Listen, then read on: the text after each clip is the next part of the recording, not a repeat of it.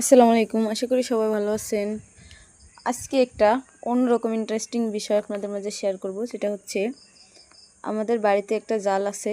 তো জালটায় গাব দেওয়ার জন্য আম্মু গাব আনছে। তো এখান থেকে দেখতে পাইছি গাবের যে চেঁচা দিলে দেখা যাচ্ছে অনেকগুলো শ্বাস বেরোইছে। তো অনেকের হয়তো এই শ্বাসটা খাইছেন, আর অথবা অনেকে এটা চেনেনও না।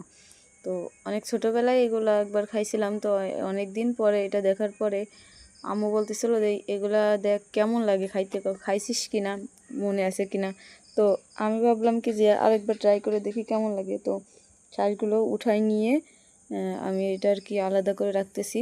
এখন আম্মু এই শ্বাসগুলো দেওয়ার পরে বাকি যে গাবের যে খোসাটা অথবা যে গাবের যে কষ মূলত ওইটাই নিভিয়ে জালে দেবে। তো আমি শ্বাসগুলো নিয়ে এখন কলের পাড়ে ধুয়ে নিচ্ছি।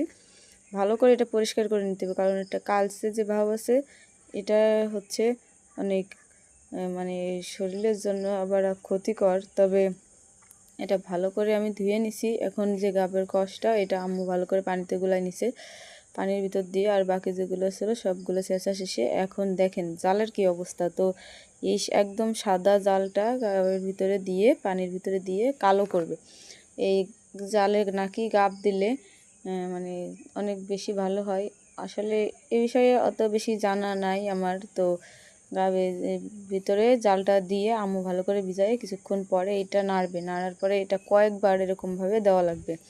তো এই পর্যায়ে আম্মুর এই গাবে রাখা শেষ। এখন উঠাইয়ে বাঁশের সাথে এটা বেঁধে দিয়ে নাড়ে দিচ্ছে।